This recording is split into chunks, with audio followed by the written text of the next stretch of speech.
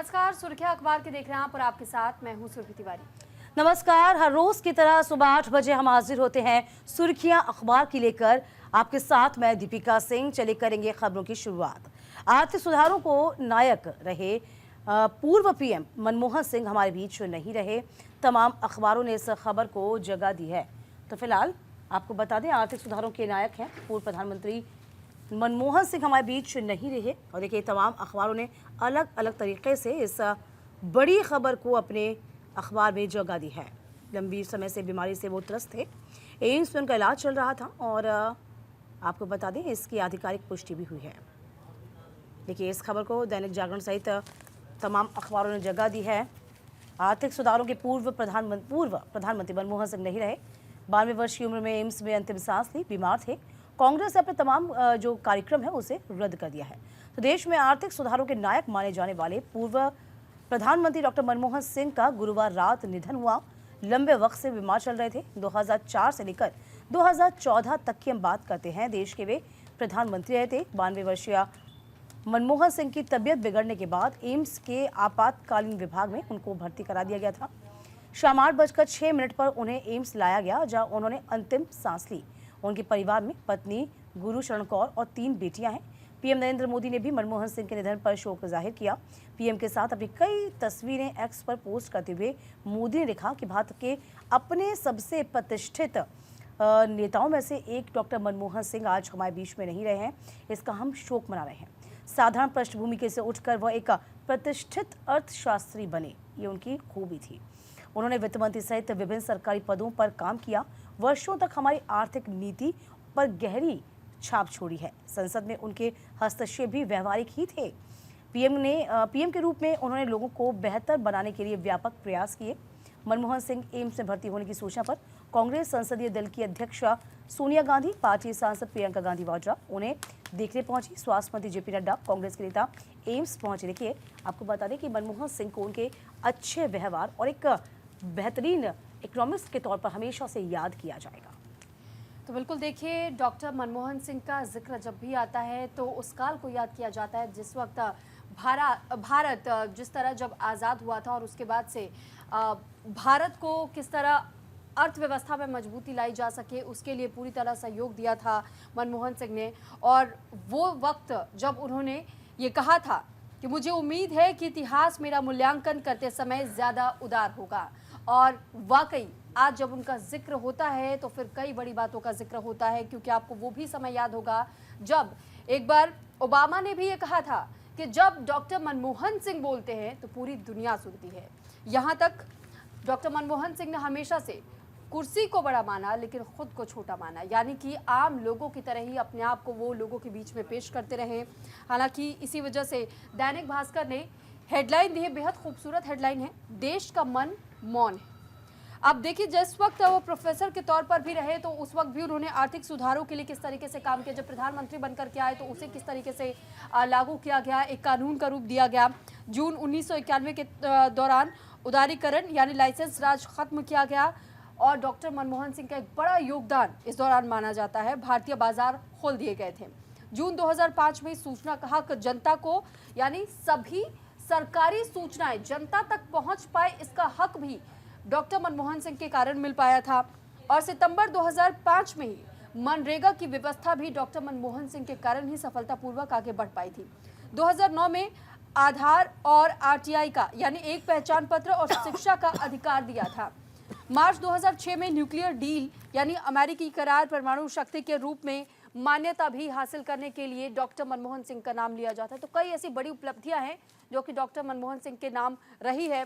और जैसा मेरे सहयोगी ने भी जिक्र किया, एक बेहतरीन और एक सफल इकोनॉमिस्ट के तौर पर डॉक्टर मनमोहन सिंह का नाम आज भी लिया जाता है। जब एग्जाम्पल्स दिए जाते हैं तो खासतौर पर डॉक्टर मनमोहन सिंह का नाम का जिक्र जरूर आता है। देखिए, आर्थिक सुधारों में जो उन्होंने क्रांतिकारी बदलाव सुरभि किया, किसी के लिए इतना आसान नहीं था। देश ने उस 90s के दौर में किस तरीके से जो भी तरक्की की है, इसका श्रेय यदि हम मनमोहन सिंह को दें तो उसमें कोई भी अतिशयोक्ति नहीं होगी। और बड़ी बात यह है कि प्रधानमंत्री नरेंद्र मोदी ने भी इस बात का जिक्र किया, कहा कि देखिए, आर्थिक सुधारों को गति देने का काम जो किया है वो कहीं ना कहीं पूर्व प्रधानमंत्री मनमोहन सिंह ने किया है, और इसके लिए हम उनके ऋणी हमेशा रहेंगे। चलिए खबरों के सिलसिले को सुरभि आगे बढ़ा लेते हैं। बिल्कुल, तो देखिए कितनी भी विकट स्थितियां हों, देश और देश हित से बड़ा कुछ नहीं, ये पीएम की ओर से कहा गया। अमर उजाला और नवभारत टाइम्स के साथ अलग अलग अखबारों ने इस खबर को जगह दी है। दरअसल प्रधानमंत्री नरेंद्र मोदी की ओर से इस बड़ी बात का जिक्र किया गया। उन्होंने कहा कि वीर बाल दिवस के मौके पर इस बात का जिक्र करते हुए उन्होंने कहा कि ये दिन हमें सिखाता है कि चाहे कितनी भी विकट स्थितियां आए, देश और देश हित से बड़ा कुछ नहीं होता।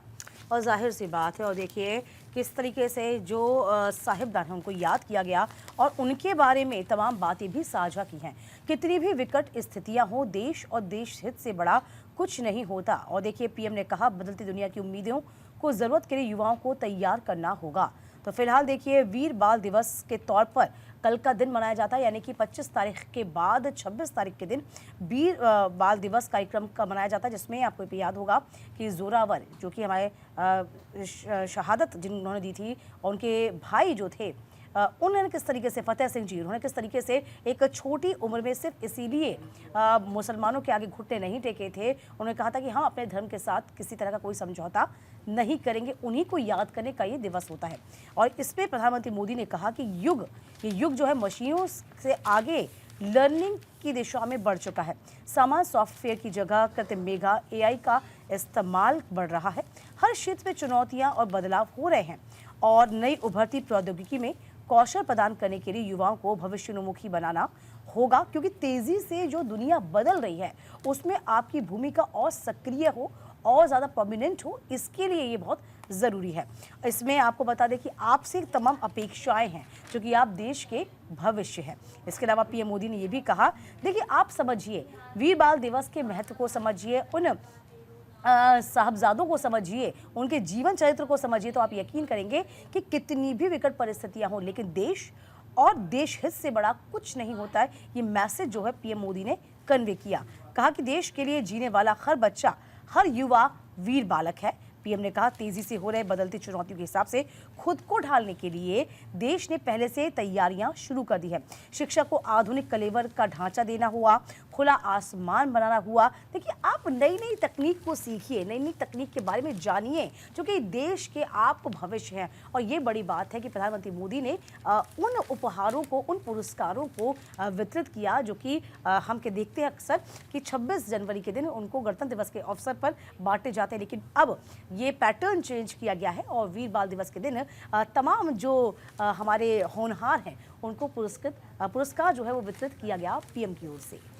तो बिल्कुल देखिए मेरे सहयोगी ने जिस तरीके से जिक्र किया वीर बाल दिवस के मौके पर, किस तरह प्रधानमंत्री नरेंद्र मोदी ने तमाम वीर बालकों का जहां एक और नाम लिया और साथ ही इतिहास के पन्नों में, क्योंकि साहिबजादे का जिक्र आता है, फतेह सिंह का जिक्र आता है, ऐसे में किस तरह से उन्होंने एक सर्वोच्च बलिदान दिया था। और इसी को लेकर के उन्होंने आज की स्थिति के तहत भी इस बात का जिक्र किया कि जो देश के लिए आज भी बच्चे खड़े हैं, यानी जो खासतौर पर शिक्षा भी प्राप्त कर रहे हैं और देश में योगदान देने के लिए सोच विचार रखते हैं, तो वो भी कहीं ना कहीं वीर बालकों के तहत ही गिने जाते हैं। अब देखिए युवाओं के भविष्य के लिए भी पूरी तरह तैयार है, ये भी प्रधानमंत्री नरेंद्र मोदी की ओर से कहा गया। मोदी ने गुरुवार को बाल वीर दिवस के मौके पर युवाओं से देश के हर संकट में बेहतरीन काम कर विकास में योगदान देने की अपील की। इस दौरान पीएम मोदी ने AI का जिक्र करते हुए कहा कि युग मशीनों से आगे बढ़कर मशीन लर्निंग तक पहुंच गया है। AI केंद्र में आ गया है, इसलिए युवाओं के भविष्य के लिए तैयार करना होगा। उन्होंने कहा है कि सरकार ने इसकी तैयारी पहले से ही शुरू कर दी है और यही कारण है कि जिस वजह से हम चाहते हैं कि देश का हर एक युवा, हर बच्चा इसी तरह AI को लेकर के आगे बढ़ता चला जाए और वो उसी तरह अपने देश का नाम रोशन करता चला जाए। तो इसको लेकर के देखिए लगातार तमाम प्रयास भी किए जा रहे हैं और प्रधानमंत्री नरेंद्र मोदी इस बात का जिक्र कई दफा अब तक कर चुके हैं कि ये एक नया भारत है और नए भारत में बहुत बदलाव आपको देखने को मिलेंगे, क्योंकि 2047 तक जो विकसित भारत का लक्ष्य रखा गया है उसे पाने की कोशिश के तहत ही एक एक कदम इस वक्त भारत आगे बढ़ा रहा है। अब हम भी खबरों में आगे बढ़ेंगे और बात अगली खबर का भी कर लेते हैं। दीपिका, बिल्कुल देखिए आपकी हम बात करेंगे और जो बहुत ज़रूरी हो जाते हैं। आपने कहा कांग्रेस बीजेपी के साथ माकन पर कार्रवाई नहीं तो गठबंधन से हटाने की होगी मांग। अमर उजाला ने इस खबर को जगह दी, दैनिक जागरण ने भी इस खबर को छापा। देखिए दिल्ली में विधानसभा चुनाव को लेकर देखिए सरगर्मियां जो है वो तेज हो चुकी हैं और साफ तौर पे आपको बता दें आम आदमी पार्टी अब बौखला गई है। कांग्रेस के बीच तनातनी आम आदमी पार्टी की बढ़ गई। आम आदमी पार्टी ने कांग्रेस से अजय माकन पर कार्रवाई की मांग कर ली है। दिल्ली के मुख्यमंत्री आतिशी ने कहा कि कांग्रेस के बयानों से स्पष्ट हो गया है कि दिल्ली चुनाव के लिए कांग्रेस ने बीजेपी के साथ मानो समझौता किया हो। कांग्रेस के वरिष्ठ नेता अजय माकन ने कहा कि अरविंद केजरीवाल देशद्रोही हैं। मैं कांग्रेस पार्टी से पूछना चाहती हूं कि क्या उन्होंने कभी किसी बीजेपी नेता पर यह आरोप लगाए हैं? नहीं, लेकिन आज कांग्रेस अरविंद केजरीवाल पर देशद्रोह के आरोप लगा रही है और आपको याद होगा इस बाबत बाकायदा एफआईआर तक दर्ज कर दी गई थी, क्योंकि आपको याद होगा कि 2 ऐसी योजनाएं जिसको लेकर आम आदमी पार्टी अब सवालों के घेरे में है और इसी को लेकर न सिर्फ बीजेपी और कांग्रेस जो है वो लगातार आरोप लगाई। इस बाबत एफआईआर तक दर्ज कर दी गई है। बाकी खबर सुरभि भी आप तक पहुंचा रही है, आप देखिए इस खबर को, जानिए सुरभि। बिल्कुल, तो देखिए जिस तरह मेरे सहयोगी ने जिक्र किया कि कैसे अब इस मामले में खासतौर पर आम आदमी पार्टी और कांग्रेस के बीच में तनातनी का माहौल नजर आ रहा है, क्योंकि अब तक तो बीजेपी सिर्फ घेर रही थी आम आदमी पार्टी को, लेकिन इस बीच हमने देखा कि कैसे कांग्रेस ने भी कई बड़े सवाल उठाए हैं, खासतौर पर अजय माकन की ओर से केजरीवाल को लेकर के कुछ ऐसे शब्द कहे हैं जिस वजह से आम आदमी पार्टी इस वक्त बौखला गई है। और कांग्रेस के वरिष्ठ नेता अजय माकन की ओर से आम आदमी पार्टी के राष्ट्रीय संयोजक अरविंद केजरीवाल को देशद्रोही कहे जाने पर इंडिया गठबंधन के इन दलों में ठन चुकी है। दिल्ली चुनाव में कांग्रेस पर बीजेपी के हाथ मिलाने का आरोप लगाते हुए आपने चेतावनी दी कि कांग्रेस ने माकन के खिलाफ 24 घंटे में कार्रवाई नहीं की तो वो उसे इंडिया गठबंधन से निकाले जाने की मांग करेगी। अब देखिए सवाल यही है कि क्या वाकई आम आदमी पार्टी का दबदबा इंडिया अलायंस के भीतर इतना ज़्यादा है कि अगर ये मांग उठाई जाती है तो इस पर कोई कदम अपनाया जाएगा या नहीं। हालांकि हमसे परेशानी तो गठजोड़ क्यों किया, ये सवाल पूछा है आतिशी ने, जो कि मुख्यमंत्री हैं दिल्ली की। अगर कांग्रेस को आम आदमी पार्टी से परेशानी है तो लोकसभा चुनाव में हमसे गठबंधन क्यों किया, क्यों अरविंद केजरीवाल से प्रचार करवाया। ये साफ हो गया है कि कांग्रेस के दिल्ली के नेताओं ने आम आदमी पार्टी को हराने के लिए बीजेपी से हाथ मिला लिया है। अब आप इसी से अंदाजा लगा सकते हैं कि आम आदमी पार्टी और कांग्रेस के बीच में दूसरे राज्यों में तो गठबंधन दिखाई देता है, लेकिन जब बात दिल्ली की आई तो फिर दिल्ली में किस तरीके से ये दोनों ही पार्टियां एक दूसरे के विरोध में खड़ी नजर आ रही हैं, एक दूसरे पर वार और पलटवार कर रही हैं, यहां तक गठबंधन से एक दूसरे को निकालने की बात तक कही जा रही है। और देखिए बड़ी बात है कि इंडिया गठबंधन में क्या दरार पड़ गई है, अब ये समझिए। अब आप ये जान लीजिए, जब विधानसभा चुनाव होगा दिल्ली का तो पूरा मुकाबला जो आप समझ पाएंगे वो त्रिकोणीय हो जाएगा, और इस त्रिकोणीय मुकाबले का जो नुकसान होने वाला है वो सीधे सीधे आम आदमी पार्टी को होना तय है। और यही एक बड़ी वजह है जिसमें अरविंद केजरीवाल अब ये कह रहे हैं कि हम अब अलग होना चाहते हैं या इन पे कार्रवाई आप करिए। तो अब जरा समझ लीजिए, लोकसभा चुनाव के रुझानों से लगा कि दिल्ली में मुस्लिम मतदाताओं में कांग्रेस की पैठ बड़ी है।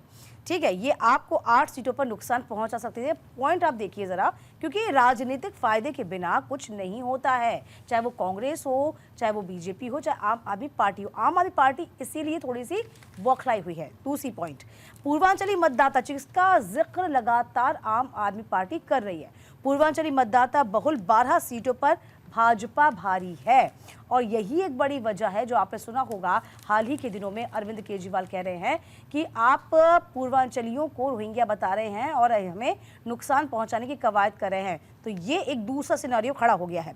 अगर ये कांग्रेस मुकाबले को त्रिकोणीय बनाती है तो आपका रास्ता कठिन हो जाएगा। तीसरा पॉइंट, आप कांग्रेस के खिलाफ आंदोलन से अस्तित्व में आई थी, लेकिन लड़ाई भाजपा से है। अगर कांग्रेस मजबूत होती है तो फायदा भाजपा को ऑटोमेटिक होता ही जाएगा। आप चाहती है कि तालमेल के बिना उसे कांग्रेसी मतदाताओं का समर्थन मिल जाए, कि तालमेल भी ना हो लेकिन जो कांग्रेस के मतदाता हैं उनका समर्थन मिल जाए। कांग्रेस गठबंधन धर्म निभाते हुए मुखर ना हो, यानी कि आप तो सब कुछ करें लेकिन कांग्रेस जो है वो मुखर आपसे ना हो, यानी कि आप गठबंधन धर्म का पालन सिर्फ कांग्रेस करे और आप ये चाहते चुनाव भी अकेले हम लड़ें, मनमाफिक काम जो है वो हम करें, मनमाफिक योजनाएं हम लेके आए, लेकिन चूंकि कांग्रेस गठबंधन धर्म का पालन करे इसलिए चुप्पी साधे रखे। ये आम आदमी पार्टी की सोच है। इसके अलावा दलित वोट की हम बात करते हैं। दलित वोट अगर कांग्रेस की तरफ गए तो आपका नुकसान होना बिल्कुल तय है, ये आप यकीन मानिए। चूंकि आम आदमी पार्टी इस वक्त 10 साल के एंटी इनकम बैन से जाहिर सी बात है, उसके ऊपर से कथित शराब घोटाला जिसमें बड़े बड़े जो चेहरे हैं आम आदमी पार्टी के वो फंसे हुए हैं, इसको लेकर आम आदमी पार्टी को डर सता रहा है।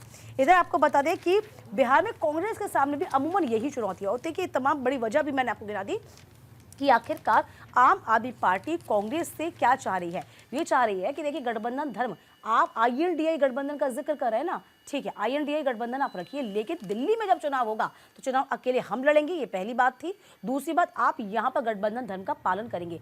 इसी को लेकर जब योजनाओं की बात की गई तब उन्हीं के संबंधित विभाग के अधिकारियों ने कह दिया कि हम पे योजना थोपी गई हैं और ऐसी योजना है ही नहीं, और जनता से बकायदा एक एडवर्टीजमेंट निकाल के अपील कर दी गई कि देखिए आप रजिस्ट्रेशन मत करिएगा, रजिस्ट्रेशन आप करेंगे, आपके साथ कोई धांधली होती है तो जिम्मेदार आप होंगे। और यही बड़ी बात है, चाहे वो बीजेपी हो चाहे वो कांग्रेस हो, मिलकर FIR दर्ज कर दी गई। चलिए सुरभि, आगे बढ़ते हैं।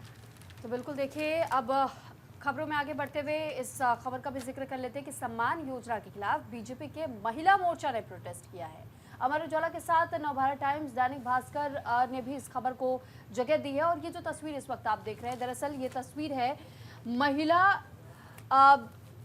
जो बीजेपी कार्यकर्ता है, खासतौर पर महिला मोर्चा ने ये कमान संभाली और प्रोटेस्ट किया गया, वो भी किस चीज के खिलाफ, क्योंकि जो सम्मान योजना लाई गई है आम आदमी पार्टी की ओर से, इसके खिलाफ बीजेपी महिला मोर्चा के नेताओं और कार्यकर्ताओं ने आम आदमी पार्टी सुप्रीमो अरविंद केजरीवाल के नई दिल्ली स्थित आवास के पास विरोध प्रदर्शन किया और उन पर महिला सम्मान योजना के नाम पर दिल्ली की महिलाओं को धोखा देने का आरोप लगाया। बीजेपी ने दावा किया कि पंजाब विधानसभा चुनाव से पहले आम आदमी पार्टी ने भी इसी तरह की योजना की घोषणा की थी, लेकिन वहां की महिलाओं को अभी तक 1100 रुपए प्रति माह नहीं मिले हैं, जैसे कि पार्टी ने 2022 में वादा किया था। लेकिन अब यही आधार तय कर रही है बीजेपी के महिला कार्यकर्ताएं, और बीजेपी के महिला कार्यकर्ताओं का यह कहना है कि पहले अरविंद केजरीवाल अपना किया हुआ वादा पंजाब में पूरा करे, जो उन्होंने वादा 2022 के तहत में किया था, लेकिन आज तक उन महिलाओं के खाते में 1100 रुपए नहीं आए हैं, जो कि उन्होंने प्रति माह देने की बात कही थी। वहीं दूसरी तरफ आप देखेंगे कि किस तरह अब तक बीजेपी खास तौर पर ऐसे मौके पर घेरने की कोशिश करती रही है अरविंद केजरीवाल को, क्योंकि अरविंद केजरीवाल इससे पहले भी जिस तरह दावा कर चुके हैं कि अगर वो चुनाव दोबारा से जीत करके सत्ता में वापस लौटते हैं तो फिर 2100 प्रति माह दिल्ली में महिलाओं को दिया जाएगा, यानी उनके खाते में सीधे ट्रांसफर किया जाएगा। हालांकि आपको याद होगा कि किस तरीके से एक नोटिस पब्लिश करते हुए ये कहा गया था कि अब तक ऐसी योजना को लेकर के जानकारी नहीं दी गई है विभागों को, और इसी वजह से इसके बारे में कोई क्लेम नहीं किया जा सकता है किसी महिला के द्वारा। हालांकि इसको लेकर भी आम आदमी पार्टी ने स्पष्ट किया और ये कहा गया है कि चुनाव के बाद ये लागू किया जाएगा। अभी सिर्फ रजिस्ट्रेशंस करवाए जा रहे हैं और इसको लेकर आम आदमी पार्टी अपना स्टैंड पहले ही क्लियर कर चुकी है। और देखिए यही बात तो है, रजिस्ट्रेशन भी हो रहे हैं तो किस बिहाफ पे हो रहे हैं ये भी बताइए, क्योंकि तमाम जो संबंधित विभाग हैं वो यही तो कह रहे हैं कि अभी ऐसी कोई योजना एग्जिस्ट ही नहीं कर रही है, यानी कि जो योजना अस्तित्व में ही नहीं है उसके लिए आप रजिस्ट्रेशन कैसे करवा सकते हैं। रजिस्ट्रेशन करवाने का मतलब आप सीधे सीधे समझिए कि आपकी जो जानकारी है, आपकी जो निजी जानकारी है, उसको आप सरकार से साझा कर रहे हैं। आप अपना आधार कार्ड दे रहे हैं, आप अपना वोटिंग कार्ड दे रहे हैं, तो आप समझिए अपनी निजी जानकारी किस बाबत साझा कर रहे हैं। और यही एक बड़ी बात है। फिलहाल जो तस्वीरें हम आप तक पहुंचाई, तस्वीरें ठीक मेरे बगल में आप देख पा रहे हैं, ये तस्वीरें बीजेपी की जो तमाम कार्यकर्ता हैं वो इस वक्त सड़कों पर उतरी हुई थी, प्रदर्शन कर रही थी कि देखिए ऐसे तमाम योजना का जिक्र तो आपने पंजाब में भी किया था, तो पंजाब में क्या हुआ, पंजाब की महिलाओं को क्या आपने वही चीजें मुहैया कराई, वही तमाम बड़ी बातें कही जो अब आप यहाँ करें। तो ये आप एक, वही हमने आपसे पहले भी कहा था, कल भी हम यही आपसे बात कर रहे थे कि एक लॉलीपॉप जैसे पकड़ाने की आप बात कर रहे हैं कि लॉलीपॉप पकड़ाई जा रही, रैपर तब खोला जाएगा जब आप हमें चुनाव जिता देंगे। तो फिलहाल देखिए अब ये जो बड़ी बातें हैं ये सामने आती जा रही हैं। अब इन बड़ी बातों में जिक्र इसी बात का हो रहा है। देखिए इस खबर को लगातार तमाम अखबारों ने जगह जरूर दी, लेकिन हम आप तक ये तमाम चीजें पहुंचा जरूर रहे हैं कि देखिए इन तमाम योजनाओं को आप समझिए, लब्बो लुबाब आप समझिए कि आप किसी भी पार्टी के झांसे में मत आइए, चाहे वो आम आदमी पार्टी हो, बीजेपी हो, कांग्रेस हो, आप खुद सोचिए समझिए, इसके बाद ही आप अपने मताधिकार का इस्तेमाल करिएगा। चलिए खबरों में आगे बढ़ जाएंगे हम। कांग्रेस अधिवेशन में भारत के गलत नक्शे पर विवाद हो गया है, चुनाव प्रक्रिया में कम हो रही आस्था, ये खड़गे कह रहे हैं। देखिए दैनिक जागरण ने इस खबर को जगह दी है। तो कर्नाटक के बेलगांव में 1924 में कांग्रेस अधिवेशन की शताब्दी मनाने के लिए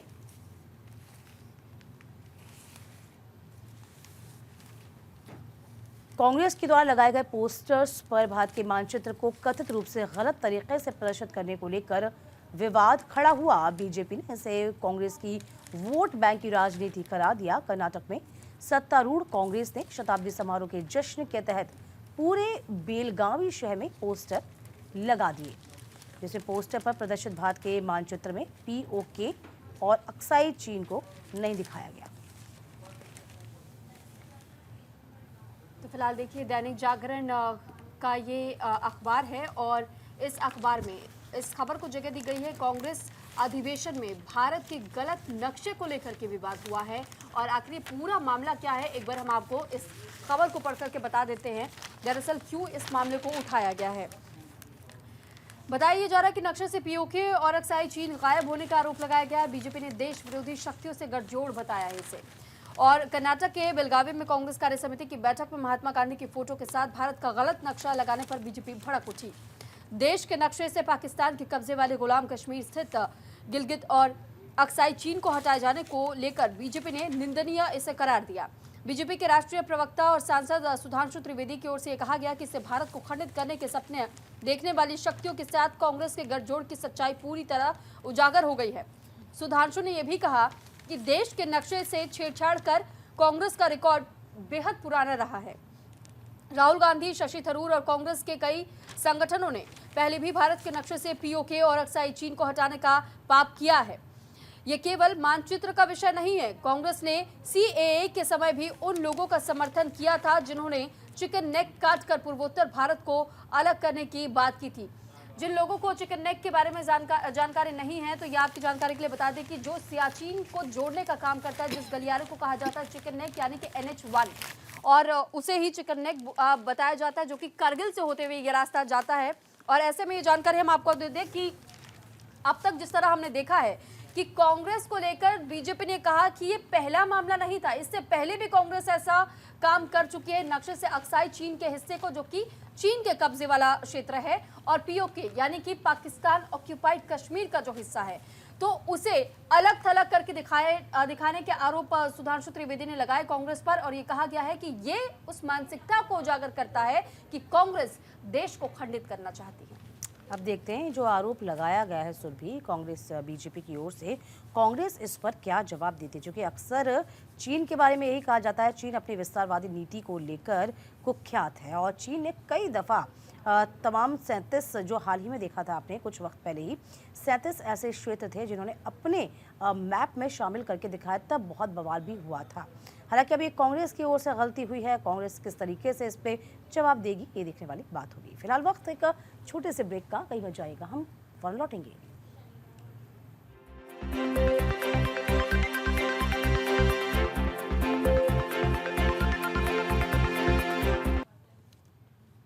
वेलकम बैक। बढ़ेंगे खबरों में आगे। सिख गुरुओं की प्रेरणा से बढ़ेंगे तो काबुल और बांग्लादेश होने से बच पाएंगे, ये योगी आदित्यनाथ ने कहा है। देखिए दैनिक जागरण ने इस खबर को जगह दी। मुख्यमंत्री योगी आदित्यनाथ ने कहा कि सिख परंपरा काफी समृद्ध है और उन्होंने विपरीत परिस्थितियों में लड़ते हुए न केवल अपनी परंपरा को सुरक्षित संरक्षित रखा, बल्कि देश और धर्म के लिए भी बलिदान देकर नई प्रेरणा प्रदान की। योगी ने कहा सुनने की काबुल में सिखों के 2-4 परिवार ही हैं। कहा जब बांग्लादेश की घटना और पाकिस्तान के अंदर अत्याचार के बारे में सुनते हैं तब सिख गुरुओं के त्याग बलिदान का स्मरण हमको अनायास ही हो जाता है। तो बिल्कुल देखिए हमारे उजाला ने इस खबर को जगह दी है और साथ ही आप इसे अलग अलग अखबारों में भी देख और पढ़ पाएंगे। मुख्यमंत्री योगी आदित्यनाथ ने कहा कि सिख समुदाय ने विपरीत परिस्थितियों में अपनी परंपरा को सुरक्षित रखा, देश और धर्म के लिए भी बलिदान दिया। इस गौरवशाली इतिहास के बावजूद काबुल में सिखों के चंद परिवार ही बचे हैं। जब बांग्लादेश की घटना और पाकिस्तान में अत्याचार के बारे में सुनते हैं तब सिख गुरुओं के त्याग और बलिदान का स्मरण होता है। सिख गुरुओं के आदर्श हमें आगे बढ़ने की ऊर्जा देते हैं। उस प्रेरणा से आगे बढ़ेंगे तो काबुल बांग्लादेश होने से बच पाएंगे। आपको ज्ञात होगा कि किस तरीके से योगी आदित्यनाथ ने इससे पहले भी इसी बात के संकेत दिए थे और ये कहा था कि अगर हम सब मिलकर एकजुटता के साथ आगे बढ़ेंगे, एक रहेंगे तो ही सेफ रहेंगे। और इसके बाद इसे एक नारे के रूप में भी इस्तेमाल किया गया था और अब उन्होंने गुरुओं का यानी खासतौर पर सिख गुरुओं का भी जिक्र करते हुए इस ओर ही संकेत दोबारा दिए हैं। देखिए, बोला कि गुरु गोविंद सिंह के साहबजादों की याद में मुख्यमंत्री आवास पर गुरुवार को वीर बाल साहिब यानी कि साहिबजादों का ये दिवस धूमधाम के साथ मनाया जाता है। और देखिए, इसकी शुरुआत भी कहीं ना कहीं बीजेपी की ओर से 2022 में की गई थी। तो आपको बता दें, जिसमें पंच प्यारों के साथ सिर पर गुरु ग्रंथ साहिब लेकर मुख्यमंत्री योगी आदित्यनाथ सजे दीवान में स्थापित किए गए थे। आपको बता दें कि मुख्यमंत्री ने कहा था कि परंपरा काफ़ी समृद्ध है। इस तरह पर इनका आपको बता दें कि गौरवशाली एक इतिहास रहा है। तो दूसरी तरफ सुनते ही काबुल में सिखों के 2, 4, 10 परिवार ही बचे हुए हैं। जब बांग्लादेश की घटना व पाकिस्तान के अंदर अत्याचार के बारे में सुनते हैं, तब सिख गुरुओं के त्याग बलिदान का स्मरण करते हैं। और देखिए, ये बहुत बड़ी बात है कि जब भी हम आगे बढ़ना चाहते हैं तो हमें अपने इतिहास से ज़रूर प्रेरणा लेनी चाहिए। हमारा इतिहास इतना गौरवशाली, इतना गौरवान्वित करने वाला है कि वाकई में उस बच्चे में भी वह त्याग की भावना थी, जो कि देश को एक नया मार्ग दिखाती है, नया पथ प्रदर्शित करती है। और यही बड़ी बात है, सीएम योगी आदित्यनाथ ने तमाम बड़ी बातों को गिनाया और समझाया भी। तो बिल्कुल, अब इसी के साथ हम खबरों में आगे बढ़ेंगे और आपको अगली बड़ी खबर भी बता देते हैं। दरअसल बाजीराव समेत 3 कोचिंग संस्थानों पर 15 लाख का जुर्माना लगाया गया है। अमर उजाला, दैनिक जागरण के साथ साथ अलग अलग अखबारों ने भी इस खबर को जगह दी है। सेंट्रल कंज्यूमर प्रोटेक्शन अथॉरिटी ने देश के 3 जाने माने संस्थानों पर एक्शन लिया। सीसीपीए ने तीनों आईएएस कोचिंग संस्थानों पर लाखों का जुर्माना लगाया है। साथ ही भविष्य में गुमराह न करने को भी कहा है। तीनों आईएएस कोचिंग संस्थानों पर यह आरोप है कि ये मिसलीडिंग एड के जरिए छात्रों को एडमिशन के लिए लुभाने की कोशिशें कर रहे थे। इस कारण सीसीपीए ने इन तीनों पर ही 15 लाख रुपए का बड़ा जुर्माना लगाया है। मिली जानकारी के मुताबिक सीसीपीए ने पाया कि कुछ कोचिंग संस्थान यूपीएससी की 2022 और 2023 की सिविल सेवा परीक्षाओं के रिजल्ट के संबंध में अपनी सफलता दर के बारे में भ्रामक विज्ञापन दे रहे हैं। इसके बाद सीसीपीए ने जांच की तो फिर पाया कि 3 कोचिंग संस्थान ऐसा कर रहे हैं और इसके बाद इन पर कुल 15 लाख रुपए का जुर्माना लगाया गया। आपको ज्ञात होगा कि कई ऐसे आपने वेब सीरीज भी देखी होंगी जिसमें भी इन बातों को कैसे हाईलाइट करते हुए दिखाया गया है कि कुछ ऐसे जो अभ्यर्थी होते हैं अपनी तैयारी सालों से अगर छोटे कोचिंग संस्थानों में भी करते हैं या गरीब तबके से वो आते हैं तो फिर उनका इस्तेमाल कैसे बड़े कोचिंग संस्थान करते हैं और उनके नाम का इस्तेमाल करने के लिए अगर रिजल्ट में वो सर्वप्रथम स्थान हासिल करते हैं या एग्ज़ाम क्रैक कर लेते हैं तो फिर ऐसे में उस काबिलियत को दर्शाने के लिए वो कोचिंग संस्थान उन्हें कुछ रकम देते हैं और ये कहते हैं कि आपको सिर्फ इतना बताना या इतना कहना है कि आपने हमारे कोचिंग संस्थान से पढ़ाई की, जिसके आधार पर उन अभ्यर्थियों के पोस्टर और बैनर अपने कोचिंग संस्थानों के बाहर लगाए जाते हैं कि ये हमारे कोचिंग संस्थान के टॉपर हैं। और ऐसे में ही अब इसी को लेकर के बड़ा खुलासा हुआ है कि कई ऐसे कोचिंग संस्थान हैं जो कि ऐसा कर रहे थे। बाजीराव समेत आप समझिए 3 कोचिंग संस्थान जिन्होंने ऐसा किया है, अब इन पर कार्रवाई हुई है। सीसीपीए के तहत में कार्रवाई को अंजाम दिया गया और 15 लाख जुर्माना इन कोचिंग संस्थानों पर लगाया गया है। और बिल्कुल देखिए, आपको बता भी रहे हैं, इस खबर को अलग अलग अखबारों ने अलग अलग जगह पर छापा है। तो फिलहाल देखिए, इस खबर को दैनिक जागरण ने पीछे की साइड में इसको तरजीह दी है। देखिए इस खबर को लेके आप।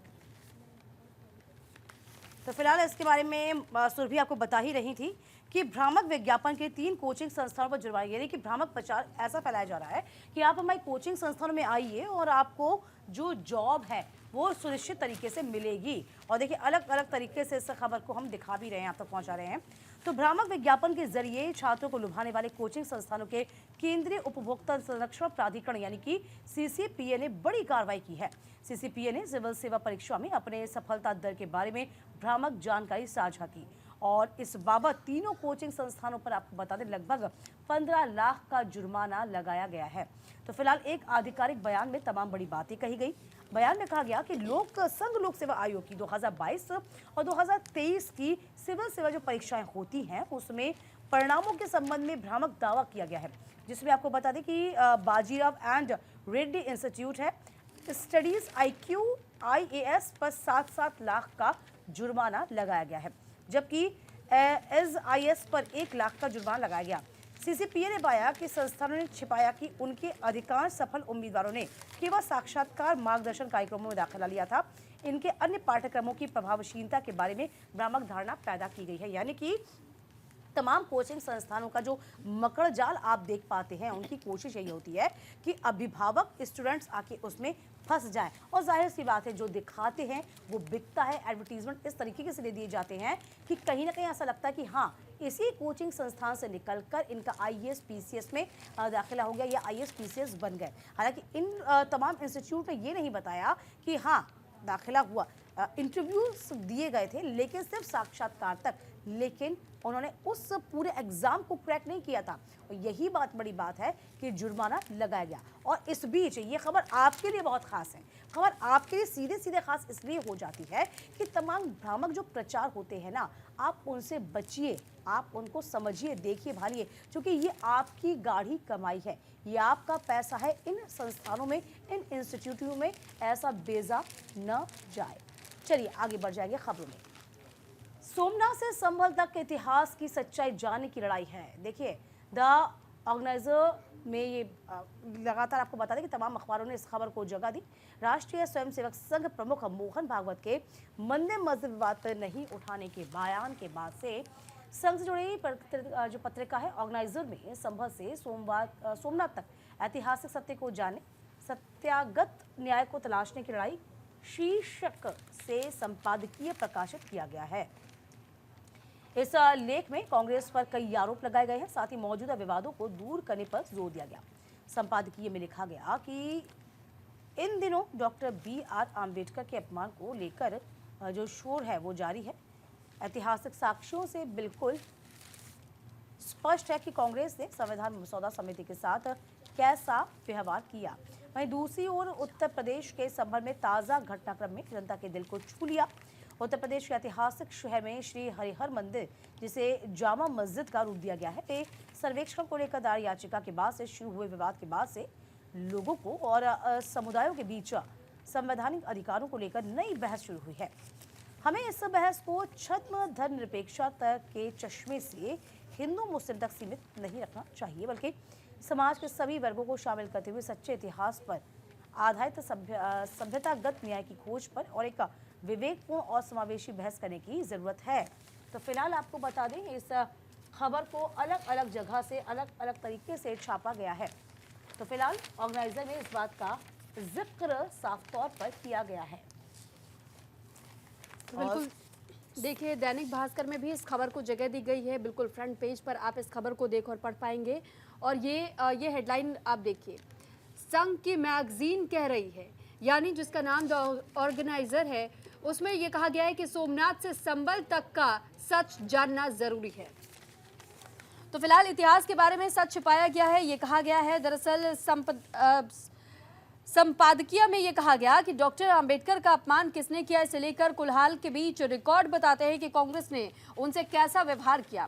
ऐसे में संभल में हालिया घटनाक्रम ने लोगों को उद्वेलित कर दिया है। उत्तर प्रदेश के शहर में जामा मस्जिद के रूप में बने श्री हरि मंदिर के सर्वे की याचिका से शुरू विवाद व्यक्तियों और समुदायों के संवैधानिक अधिकार की नई बहस को जन्म दे रहा है। यहाँ तक भारत में धार्मिक पहचान जाति के सवाल से अलग नहीं। कांग्रेस ने सामाजिक न्याय के कार्यान्वयन में देरी की और चुनावी लाभ के लिए जातिगत पहचान का शोषण भी किया। विभाजन के बाद भी इतिहास का बताकर सभ्यतागत न्याय की जगह कांग्रेस और कम्युनिस्ट इतिहासकारों ने आक्रमणकारियों के पापों को छिपाने का विकल्प ही चुना। तो ये एक बड़े आरोप लगाए गए हैं। दरअसल राष्ट्रीय स्वयंसेवक संघ RSS से जुड़ी जो मैगजीन है, जिसका नाम ऑर्गेनाइजर है, उसी के भीतर एक लेख लिखा गया है और उसी कॉलम, जिस कॉलम में संपादकीय कॉलम कहा जाता है, उस कॉलम में इस बात का उल्लेख किया गया है कि कैसे ऐसे कई इतिहासकार रहे जिन्होंने सनातन धर्म से जुड़ी पहचान पर पर्दा डालने की कोशिश की है।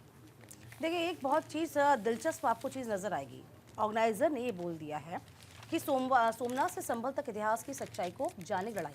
अब आपको याद होगा, थोड़ा सा फ्लैशबैक में चलिए। यहाँ पर साफ तौर पर आपको ने देखा होगा, संघ प्रमुख मोहन भागवत ने बड़ी बात कही थी कि देखिए अब आप तमाम बड़ी चीज़ों को, गड़े मुर्दों को उखाड़ने की कोशिश कर रहे हैं और इसकी आड़ में कोई अपने आप को नेता बनाने की, हिंदुत्ववादी नेता बनाने की कोशिश कर रहा है। अब यहाँ पर जिस तरीके से लेख को छापा गया है उसके मायने ये है कि संघ की जो सोच है, ऑर्गेनाइजर की जो सोच है, वो कहीं ना कहीं संघ प्रमुख मोहन भागवत से इतर है।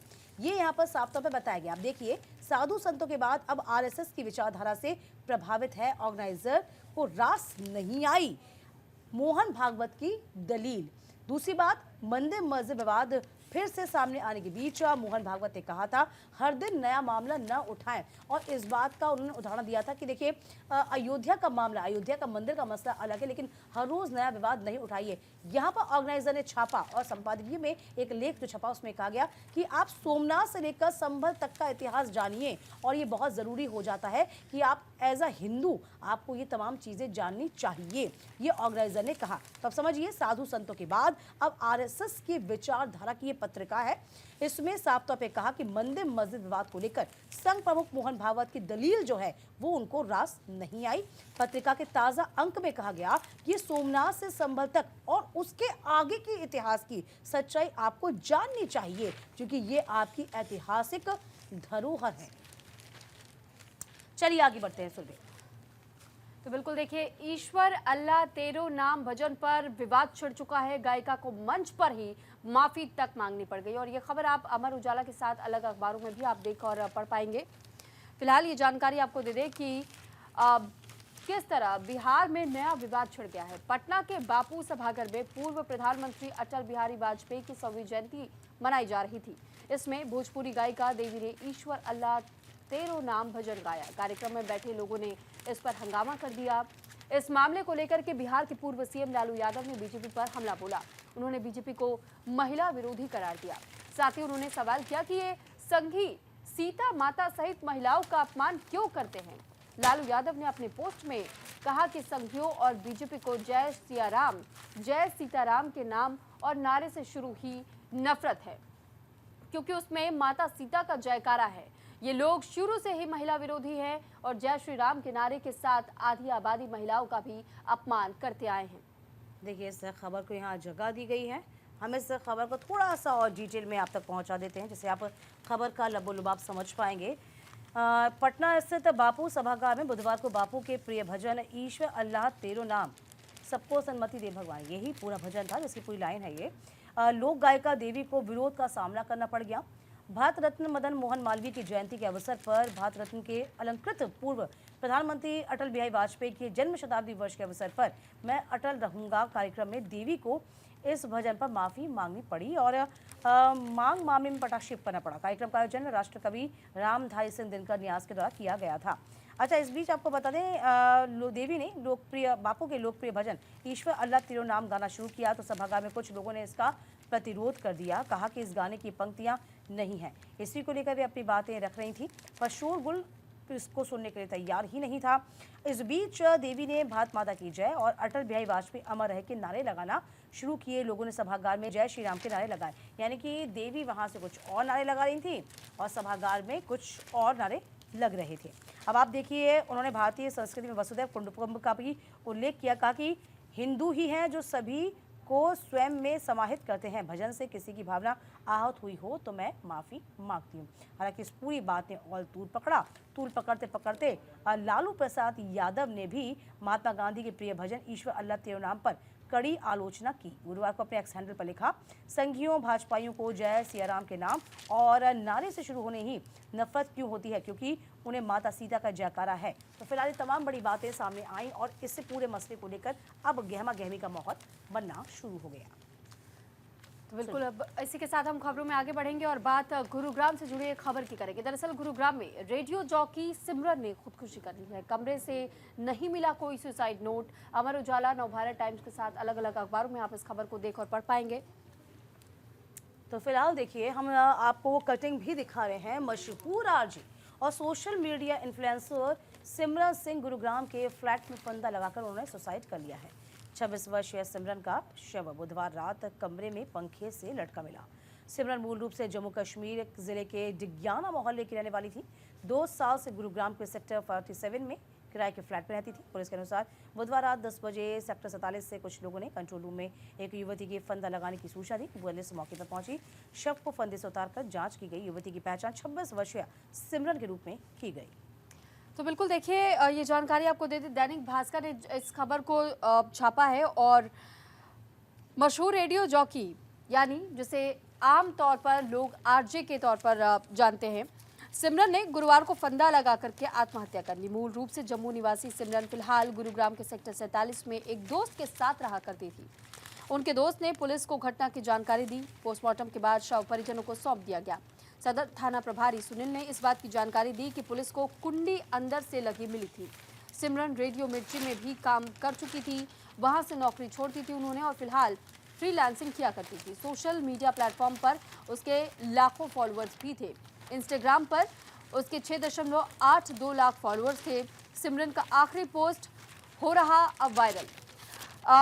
दरअसल देखिए, जो आखिरी पोस्ट सिमरन की ओर से किया गया था उसमें भी वो बेहद खुश मिजाज अंदाज में ही नजर आ रही है। लेकिन सवाल यही उठ रहा है कि आखिर ऐसा क्या हुआ कि सिमरन ने इतनी कम उम्र में अपनी जीवन लीला को समाप्त कर लिया।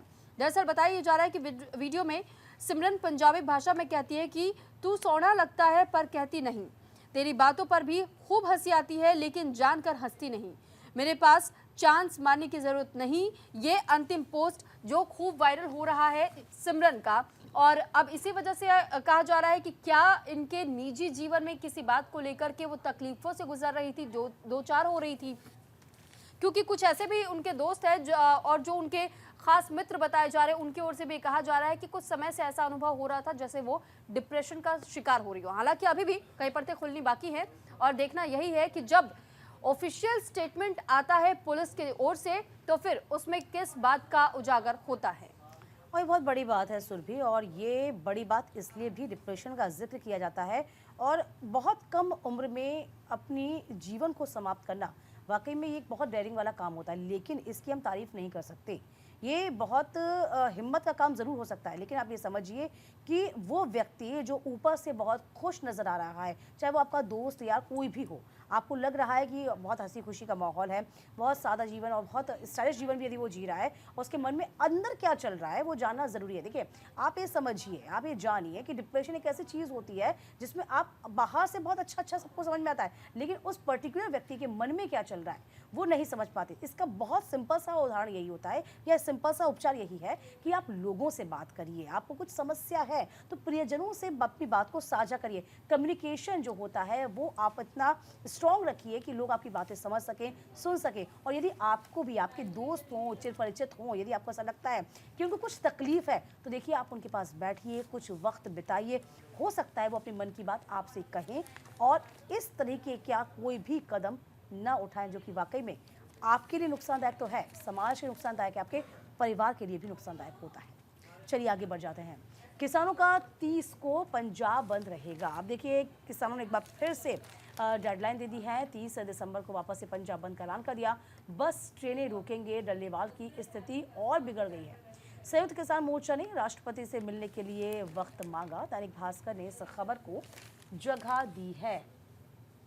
तो फिलहाल देखिए, एक बार फिर से जो किसान हैं वह सामने आ गए हैं और किसान लगातार अपनी मांगों पर अड़े हुए हैं। तो एमएसपी सहित 13 मांगों को लेकर के किसानों का विरोध प्रदर्शन जारी है। 18 दिसंबर को रेल रोको आंदोलन के बाद अब किसान 30 दिसंबर को पंजाब बंद करेंगे। किसान नेता सरवण सिंह पंढेर ने यह कहा है कि 30 दिसंबर को पंजाब बंद के आह्वान को कई संगठनों का समर्थन मिल रहा है। पंजाब बंद का आह्वान करने का निर्णय पिछले सप्ताह संयुक्त किसान मोर्चा, गैर राजनीतिक और किसान मजदूर मोर्चा द्वारा लिया गया था। पंजाब बंद को सफलतापूर्वक बनाने के लिए संयुक्त किसान मोर्चा और साथ ही मुक्ति मोर्चा ने खनौरी विरोध स्थल पर ट्रांसपोर्टरों, कर्मचारियों, व्यापारियों और अन्य लोगों की एक बैठक बुलाई। उन्होंने खनौरी सीमा स्थल पर कहा कि 30 दिसंबर को सुबह 7 बजे से शाम 4 बजे तक पंजाब बंद मनाया जाएगा।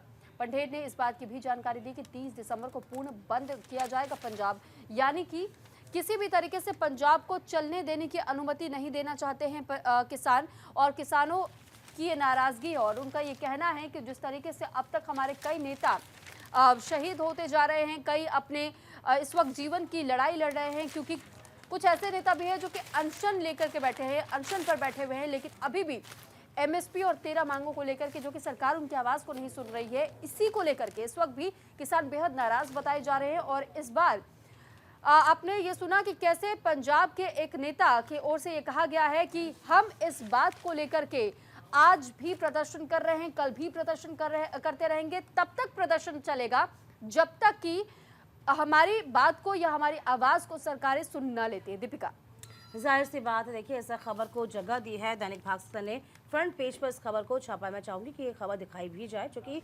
ये वाकई में बहुत बड़ी खबर है। आपको दिखा होगा किस तरीके से, देखिए इस खबर को देखिए, यहाँ पे देखिए 30 को पंजाब और बंद रेलवे ट्रैक पर सड़कों पर सुबह 7 से शाम 4 बजे तक किसान प्रदर्शन करेंगे। तो फिलहाल देखिए इस खबर को जगह दी है, डल्लेवाल के निधन की अफवाह फैल गई। जी हाँ, देखिए अब आप समझिए, जो कि लगातार अनशन पर बैठे हुए हैं, जब उनके निधन की अफवाह फैली तो मोर्चे ने कहा कि सरकार ने फैलाई अफवाह, ऐसी कोई अफवाह फैली नहीं हुई है। तो फिलहाल 30 तारीख को पंजाब बंद होगा, रेलवे ट्रैक पर सुबह 7 से लेकर शाम 4 बजे तक प्रदर्शन करेंगे किसान। पानी पीने के बाद उल्टी करें डल्लेवाल, बीपी भी गिर गया है। तो बुधवार को शाम से पानी पीने का सेवन भी नहीं किया, क्योंकि पानी पीने के बाद अब उनको वोमिटिंग सेंसेशन फील हो रहा है और बीपी भी उनका 88 और 59 पर आ गया है। वीरवार को सोशल मीडिया पर जगजीत डल्लेवाल के निधन की अफवाह फैली थी। इसके बाद अफवाहों का खंडन भी किया गया है। कहा गया कि डल्लेवाल की सेहत अब भी फिलहाल स्टेबल है, ठीक है। फिलहाल कृषि मांगों को पूरा करने और डल्लेवाल के अनशन के समर्थन में एसकेएम गैर राजनीतिक और किसान मजदूर मोर्चा की ओर से 30 दिसंबर को वापस से बंद का आह्वान किया गया है। और इसमें सरवर सिंह पंजे, भाकियू के आज़ाद नेता जसविंदर लोंगवाला ने कहा कि 30 दिसंबर सुबह 7 से लेकर शाम 4 बजे तक पंजाब को बंद रखा जाएगा। न सिर्फ रेलवे, सड़कें, रेलवे, बस, बाजार सब बंद किए जाएंगे। अब देखना ये होगा कि इन प्रदर्शनों का असर क्या कुछ होगा। सुरभि, तो बिल्कुल देखिए, अब तक हमने आपको ये जानकारी दी कि किस तरीके से किसानों की जो तमाम मांगे रही हैं उसको लेकर के लंबे समय से धरना प्रदर्शन किया जा रहा है किसानों की ओर से। और ये कहा जा रहा है कि सरकार जब तक हमारी आवाज़ नहीं सुनती, जब तक हमारी मांगों को लेकर के हमसे बातचीत नहीं करती, हमें ये आश्वासन, क्योंकि पिछली बार भी सरकार की ओर से ज़रूर दिया गया था कि एमएसपी को लागू कर दिया जाएगा और बाकी जो तमाम मांगे हैं उन पर भी विचार विमर्श करते हुए किसी न किसी निर्णय पर ज़रूर पहुंचेंगे, लेकिन आज तक उसका कुछ भी नतीजा नहीं देखने को मिला, जिस वजह से किसान इस वक्त भी आक्रोशित है और धरना प्रदर्शन करने के लिए सड़कों पर उतरे हुए। बहरहाल अब खबरों में आगे बढ़ते हैं, अगली खबर का रुख कर लेते हैं। कोस्टा से लड़ा कंधा, कोहली पर मैच फिक्स का 20% का जुर्माना।